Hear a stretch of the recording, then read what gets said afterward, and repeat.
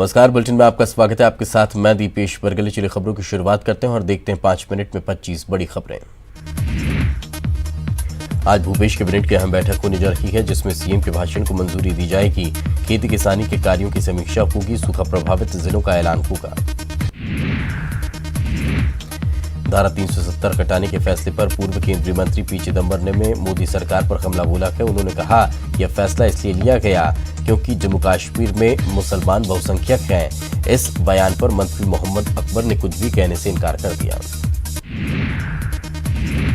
राजनांदगांव सांसद संतोष पांडे ने जम्मू कश्मीर से धारा 370 हटाने का स्वागत किया है। उन्होंने कहा कि अब जम्मू कश्मीर में विकास की रफ्तार तेज होगी।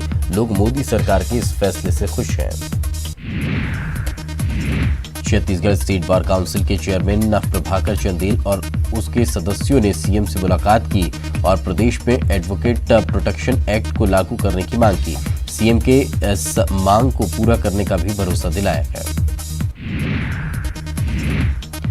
रायपुर में प्रदेश कांग्रेस कार्यालय में वन मंत्री मोहम्मद अकबर ने कार्यकर्ताओं के साथ आम लोगों की समस्याएं सुनी। मंत्री जी को कर्मचारियों के तबादले के मिले सबसे ज्यादा आवेदन। जगदलपुर नगर निगम के सामान्य सभा की बैठक में मोबाइल नेटवर्क का मुद्दा उठ सकता है। 123 टावर होने के बाद भी शहर में नेटवर्क की समस्या है। विपक्षी पार्षद शहर के सभी इलाकों में घूमकर नेटवर्क की स्थिति का जायजा ले रहे हैं। सीबीएसई स्कूलों में SC/ST वर्ग के छात्रों की फीस में दी जाने वाली छूट हटाने और फीस बढ़ाने का विरोध हो रहा है। रायपुर वासियों ने इसके खिलाफ काफी नाराजगी है। सरकार से शिक्षा शुल्क करने की मांग की है। धमतरी में शिक्षा विभाग के अधिकारी पर स्कूलों की मरम्मत के लिए जारी पैसों का बंदरबाट करने का आरोप लगा है। मामले में कलेक्टर ने शिकायत मिलने पर कार्रवाई की बात कही। कांकेर जनपद पंचायत में फिर भ्रष्टाचार का मामला सामने आया है। घटिया निर्माण सामग्री के इस्तेमाल से पुल टूट गया है। पुल के टूटने से 8 लाख का नुकसान हुआ है। बलरामपुर में तेज रफ्तार कार के गड्ढे में गिरने से 2 युवकों की मौत हो गई। शंकरगढ़ के रहने वाले थे दोनों युवक। घटना के बाद इलाके में मातम।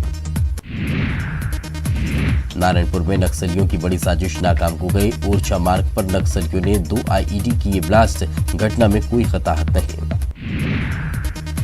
सूरजपुर के भटगांव में एक महिला की जली हुई लाश मिलने से सनसनी फैल गई।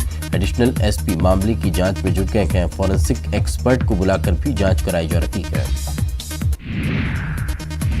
सूरजपुर में 3 हाथियों के दल न पहुंचने से गांव में दहशत का माहौल है। 1 सप्ताह के अंदर हाथियों के हमले में 2 लोगों की मौत हो गई। जशपुर में पिरवारा इलाके के 8 हाथियों का दल घूम रहा है। हाथियों के पहुंचने से ग्रामीणों में दहशत का माहौल है। वन विभाग हालात पर नजर बनाए हुए है। बालोद के नेशनल हाईवे पर वाहन की टक्कर से एक तेंदुए की मौत हो गई। पोस्टमार्टम के बाद तेंदुए का अंतिम संस्कार कर दिया गया। इस दौरान वन विभाग के कर्मचारी मौजूद रहे।